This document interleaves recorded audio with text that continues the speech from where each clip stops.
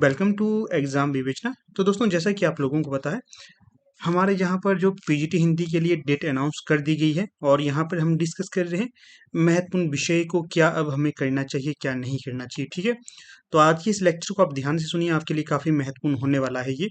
अगर ध्यान से सुनोगे तो आपको अवश्य फ़ायदेमंद ये साबित हो सकता है। ठीक है, यहाँ पर मैं आपको बताऊंगा कि लास्ट 15 दिन के लिए आप कैसे प्रिपरेशन कर सकते हो। ज़रूरी नहीं है कि जो चीज़ें मैं आपको कह रहा हूँ आप वैसे ही तैयारी करिए। मैं ये वीडियो मोस्टली उन लोगों के लिए लाया हूँ जो अब थोड़े कंफ्यूज हो गए हैं कि कैसे तैयारी करनी चाहिए कैसे नहीं। ठीक है, उन लोगों के लिए लेक्चर लाया हूँ।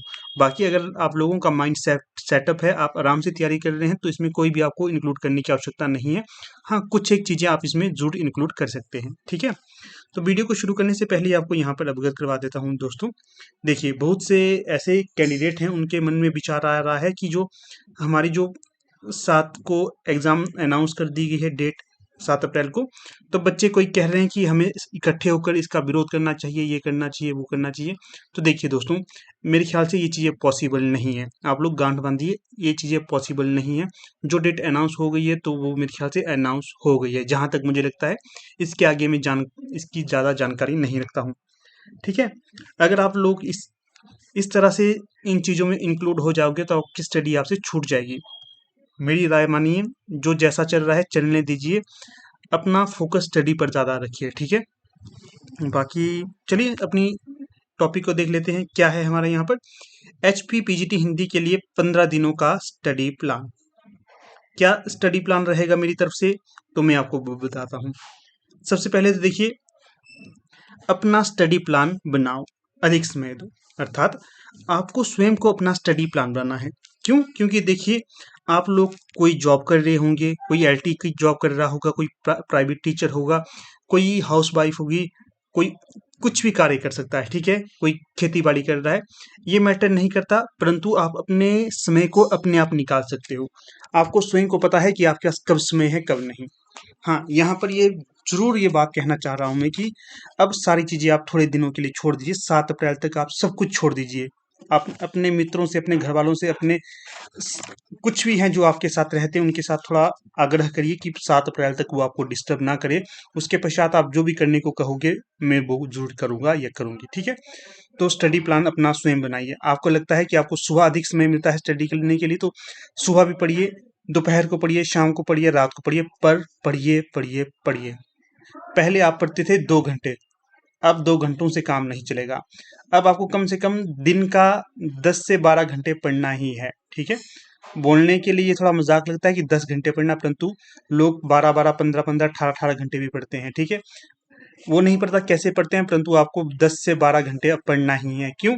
क्योंकि ये समय ऐसा समय है, अगर आपने स्वयं को अब निखार दिया तो आप पीजीटी लग जाओगे। अगर आपने अपने आप को डिमोरलाइज कर दिया, दूसरों की बातों में आ गए, तो आप कुछ नहीं लगोगे। आपकी जो मेहनत थी वो निरर्थक साबित हो जाएगी। ठीक है, स्वयं का स्टडी प्लान बनाओ और अधिक समय अपने को भी दो और स्टडी को भी दो। ठीक है, सबसे पहले आप जब सुबह उठते हैं ना, ईश्वर से प्रार्थना करिए, हे प्रभु, जो मेरा ये कदम मैंने उठाया है इसे आप सार्थक करिए।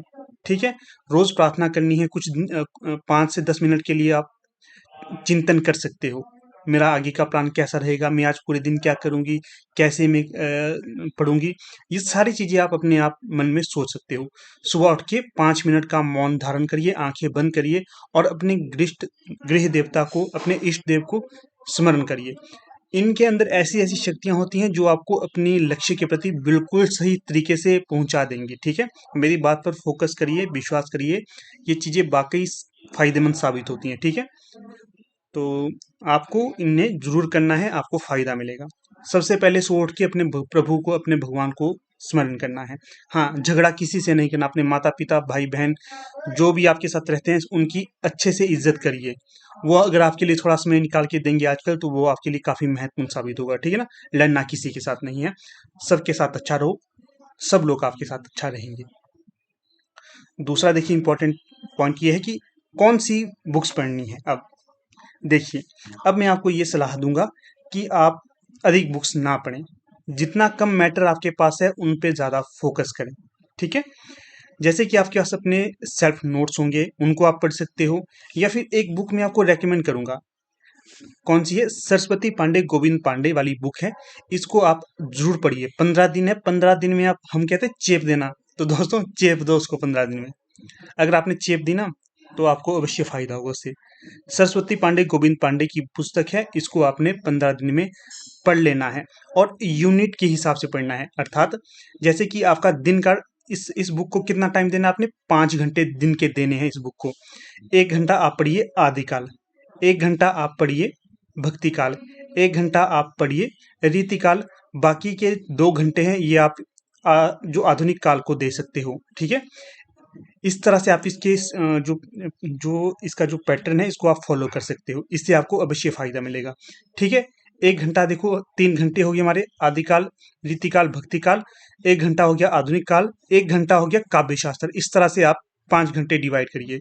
ये 5 घंटे अगर आप डिवाइड करोगे ना, आपको अवश्य फायदा होगा इससे। ठीक है, जब भी आपके पास समय है उस हिसाब से आपको ये समय देना है। इस बुक को आप पढ़ सकते हो। अगर आपके पास ये बुक नहीं है तो कोई और है तो उसको भी पढ़िए, परंतु पढ़िए जरूर। मेरी तरफ से मैं इस बुक को रेकमेंड करूंगा। नेक्स्ट देखिए, नेक्स्ट क्या है? प्रैक्टिस सेट और रिवीजन। वैसे हमने ये पहले चर्चा कर ली थी। अब देखिए, अगर आप लोगों के पास प्रैक्टिस सेट है तो आपने किसी से भी क्यों ना लिए होंगे तो उनको बार बार लगाते रहिए और अच्छे से उसकी तैयारी करिए। और रिवीजन, जो नोट्स आपने बनाए हैं उनका आप बार बार रिवीजन करिए। जो प्रैक्टिस सेट आपने लिए हैं, एक बार नहीं लगाने, कम से कम 5-5 बार इनको लगाइएगा ही लगाइए। रोज का आपने रखना है कि एक प्रैक्टिस सेट आपका लगना ही चाहिए। चाहे उसका आपका अच्छा पॉइंट जाता है, अर्थात अच्छे नंबर आते हैं, चाहे उसमें बुरे नंबर आते हैं, कोई दिक्कत नहीं, परंतु रोज लगाइए। अगर अच्छे नंबर आते हैं तो और इंक्रीज करिए अपने अच्छे नंबरों को। अगर बुरे नंबर आते हैं तो ये देखना है कि कौन सा प्रश्न आपसे कैसे गलत हुआ। जो गलत हुआ प्रश्न उसका पोस्टमार्टम कर दो, क्यों, किस लिए, क्या गलत हुआ इसमें, उस तरह से पढ़ना है। ठीक है, तो अगर आपके पास प्रैक्टिस सेट नहीं है तो हमारी टीम के द्वारा प्रैक्टिस सेट लॉन्च कर दिए गए हैं। ठीक है, तो बहुत ही नॉमिनल चार्जेस रखेंगे। पीडीएफ नोट्स हैं, 100 क्विज मात्र हैं। ठीक है, इसमें आपको 10 प्रैक्टिस सेट मिलेंगे। हर एक प्रैक्टिस सेट 70 क्वेश्चन से रिलेटेड है और ये नए पाठ्यक्रम से संबंधित प्रैक्टिस सेट होंगे। अगर आप इन्हें लेना चाहते हैं तो संपर्क कर सकते हैं आप 8219312129 पे। ये इंपॉर्टेंट रहेंगे दोस्तों प्रैक्टिस सेट। मैं ये नहीं कहूँगा कि मेरे ही प्रैक्टिस सेट आप लीजिए, कोई दूसरे प्रैक्टिस सेट आपके पास हो तो आप उनको भी ले सकते हैं, उनसे भी आपको फायदा होगा। ठीक है, जो भी आपको ठीक रहेगा वैसे करिए। हाँ, पी बाई क्यू को अवश्य देखना आपने। हमारी टीम के द्वारा पी बाई क्यू भी उपलब्ध करवाया गया है। अगर आप पी बाई क्यू लेना चाहते हैं तो पी बाई क्यू को भी लीजिए। इससे आपको पता चलेगा कि पहले जो पीजीटी की परीक्षाएं हुई हैं, पीजीटी हिंदी की, कैसी वो परीक्षाएं हुई हैं, अब आपको कैसे क्वेश्चन आ सकते हैं। तो एक बार जरूर आपने पी बाई क्यू भी देखने हैं, वहां से भी आपको लाभ मिलेगा ही मिलेगा। आगे देखिए, आगे क्या महत्वपूर्ण बातें आपके लिए है। आगे ये वाली महत्वपूर्ण बात आपके लिए दोस्तों, कि हर दिन आपका टारगेट होना चाहिए कि आपने कितने एमसीक्यू लगाने हैं? 300 एमसीक्यू। ऐसे नहीं करना कि ये प्रैक्टिस सेट की तरह नहीं पढ़ने हैं, ये पढ़ने हैं आपने। हाँ जी, क्या सिद्धों की संख्या कितनी है? 84। अच्छा, जो गोदान उपन्यास किसके द्वारा लिखा गया था? मुंशी प्रेमचंद के द्वारा। गोदान उपन्यास के मुख्य पात्र कौन है? होरी है, धनिया है, गोबर है, मिस्टर मेहता है, जो है। इस तरह से वन लाइनर करके पढ़ने हैं। डेली की डेली 300 क्वेश्चन पढ़ने हैं। ठीक है, 200 पढ़ने हैं आपने हिंदी से, 200 पढ़ने हैं हिंदी के, और 100 पढ़ने हैं आपने यहाँ पर फर्स्ट पेपर के। ठीक है, 100 फर्स्ट पेपर के पढ़ने हैं आपने। 100 फर्स्ट पेपर के पढ़ोगे आप डेली, और 200 अपने सब्जेक्ट हिंदी के। इससे ऐसा हो गया कि आपको नए नए प्रश्न देखने के लिए मिलेंगे। ठीक है, हमारी टीम के द्वारा प्लेलिस्ट तैयार की गई है पूरी की पूरी आपके लिए। ठीक है, तो उसको डेली से डेली देखते रहिए। डेली आपको नए नए क्वेश्चन वहां पर मिलते हैं। अगर नहीं मिलते हैं तो आप मुझे व्हाट्सएप ग्रुप में मैसेज कर देना, मैं आपको वो पूरी प्लेलिस्ट सेंड कर दूंगा, उसको आप देख लेना। डेली का डेली टारगेट आपको वहां पर मिलता ही रहेगा। डेली अगर आप 200 क्वेश्चन सेकंड पेपर के देखोगे तो देखिए कितने क्वेश्चन होंगे आपके पास। अगर 10 दिन का भी टारगेट लोगे तो 2000 क्वेश्चन होंगे आपके पास 10 दिन के ही अंदर। फर्स्ट पेपर में होंगे 1000 क्वेश्चन। तो इस तरह की स्ट्रेटेजी बनानी है। डेली एमसीक्यू पढ़ने हैं, डेली डेली डेली। बात को गांठ बांध लीजिए। फिर देखिए, ये तो हमने ऊपर ही देख लिया, सिर्फ इंपॉर्टेंट टॉपिक्स पर फोकस करना है। न्यू पाठ्यक्रम का भी इंपॉर्टेंट टॉपिक्स देखने हैं, और जो पुराना सिलेबस है उसका भी इंपॉर्टेंट टॉपिक्स ही देखने हैं। ठीक है ना, जो मैंने यहाँ पर आपको बात की थी 5 घंटे किस तरह से देने हैं, वो इंपॉर्टेंट टॉपिक्स के लिए ही मैंने कहा था।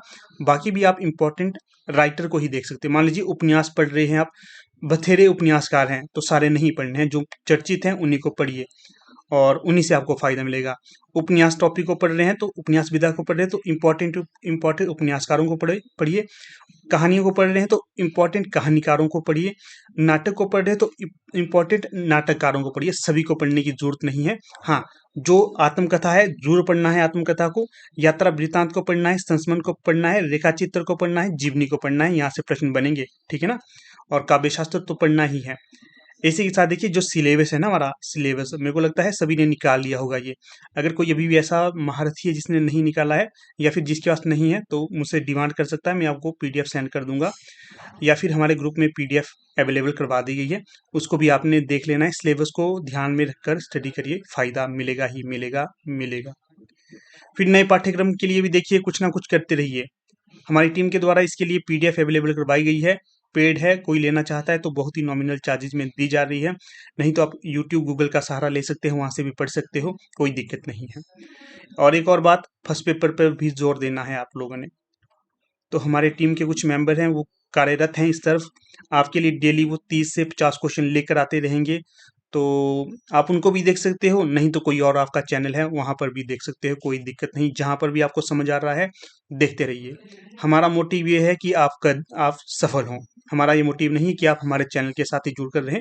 जहाँ भी जुड़े हुए हो आप कामयाब हो, यही हम दिल से दुआ करते हैं, ठीक है। अंत में देखिए एक मोटिवेशन कोट है, एक कदम सफलता की ओर। हम सब क्या कर रहे हैं, एक कदम हमें धीरे धीरे आगे बढ़ाना है।